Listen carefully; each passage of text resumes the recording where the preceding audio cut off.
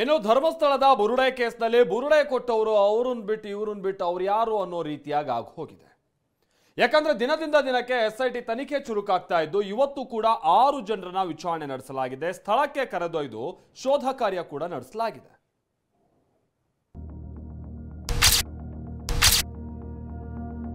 ನಾನು 3 ಮೊಬೈಲ್ ಕೊಟ್ಟಿದ್ದೀನಿ. ತನಿಖೆ ನಡೀತಾ ಇದೆ. ಧರ್ಮಸ್ಥಳ ಬುರುಡೆ ಕೇಸ್ ಇಂದು ಮತ್ತೆ 6 ಜನರ ವಿಚಾರಣೆ. ಬಂಗ್ಲಗುಡ್ಡ ಬಳಿ ಶೋಧ, ಉಳಿದ ಅಸ್ಥಿ ಪಂಜರಕ್ಕಾಗಿ ತಲಾಶ್. ಧರ್ಮಸ್ಥಳದಲ್ಲಿ ಬುರುಡೆ ಕೇಸ್ಗೆ ಸಂಬಂಧಿಸಿದಂತೆ SIT ಅಧಿಕಾರಿಗಳು ಇಂದು ಮತ್ತೆ ಹಲವರನ್ನ ವಿಚಾರಣೆ ನಡೆಸಿತು. ಗಿರೀಶ್ ಮಟ್ಟಣ್ಣನವರ್, ವಿಠಲಗೌಡ, ಪ್ರದೀಪ್ ಗೌಡ, ಜಯಂತ್ ಹಾಗೂ ಯೂಟ್ಯೂಬರ್ಗಳಾದ ಅಭಿಷೇಕ್ ಮತ್ತು ಕೇರಳ ಮೂಲದ ಮನಾಫ್ನನ್ನ ವಿಚಾರಣೆ ನಡೆಸಿದ್ರು. ಸೌಜನ್ಯಾಳ ಮಾವ ವಿಠಲಗೌಡನನ್ನ ಬಂಗ್ಲಗುಡ್ಡದ ಬಳಿ ಕರೆದೊಯ್ದು ಶೋಧ ನಡೆಸಿದ್ರು. ಬುರುಡೆಯ ಉಳಿದ ಅಸ್ಥಿಪಂಜರದ ಬಗ್ಗೆ SIT ಅಧಿಕಾರಿಗಳು ತಲಾಶ್ ನಡೆಸಿದ್ರು. 1 ಗಂಟೆ ಕಾಲ ಮಹಜರ್ ನಡೆಸಿ ವಾಪಸ್ ತೆರಳಿದ್ರು.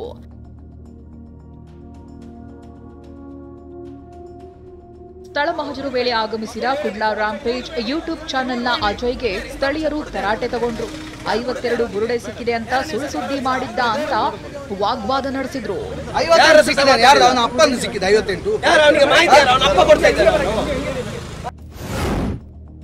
ಜಸ್ಟಿಸ್ ಫಾರ್ ಸೌಜನ್ಯ ಅಂತ ಹೇಳಿ ಮಟ್ಟಣ್ಣನವರ್ ಥಮ್ಸ್ ಅಪ್.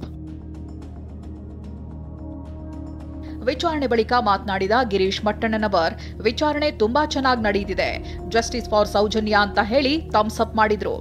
ಇನ್ನು ಹೋರಾಟಗಾರ ಜಯಂತ್ರ 3 ಮೊಬೈಲ್ಗಳನ್ನ SIT ಅಧಿಕಾರಿಗಳು ವಶಕ್ಕೆ ಪಡೆದಿದ್ದಾರೆ.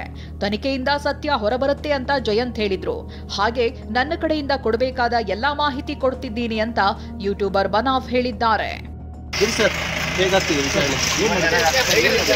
ಮೊಬೈಲ್ ಸೀಸ್ ಆಗಿದೆ ನಿಮ್ದು? ಯಾವುದಿದ್ರು ಅಲ್ಲಿ SIT ಹೇಳ್ತಾ ಇದ್ದೀನಿ. ನಾನು ಇಲ್ಲಿ ಹೇಳುವಂಗಿಲ್ಲ. ಹೇಳಿದ್ರೆ ಅಲ್ಲಿ ಪ್ರಶ್ನೆ ಮಾಡ್ತಾರೆ, ನಾನು ಉತ್ತರ ಕೊಡಲಿಕ್ಕೆ ಆಗಲ್ಲ. ಇಲ್ಲ, ಎಲ್ಲ ಮೊಬೈಲ್ ಎಲ್ಲ ಕೊಟ್ಟಿದ್ದೀವಿ. ನಾನು 3 ಮೊಬೈಲ್ ಕೊಟ್ಟಿದ್ದೀವಿ ಸರ್. ಇಲ್ಲ, ತನಿಖೆ ನಡೀತಾ ಇದೆ. ನಮ್ಮ ಕಡೆಯಿಂದ ಯಾವ ಇದು ಬೇಕು, ಇನ್ಫಾರ್ಮೇಶನ್ ಬೇಕು, ಅದು ಹೇಳ್ತಾ ಇದೀವಿ. ಮತ್ತೆ ದೂರು ನೀಡಿದ ಆನೆ ಮಾವುತ ನಾರಾಯಣರ ಮಕ್ಕಳು. ಧರ್ಮಸ್ಥಳ ಆನೆ ಮಾವುತ ನಾರಾಯಣ ಮತ್ತು ತಂಗಿ ಯಮುನಾ ಕೊಲೆ ಕೇಸ್ ಸಂಬಂಧ ನಾರಾಯಣ ಪುತ್ರ ಗಣೇಶ್ ಮತ್ತು ಪುತ್ರಿ ಭಾರತಿ SITಗೆ ಮತ್ತೆ ದೂರು ನೀಡಿದ್ದಾರೆ.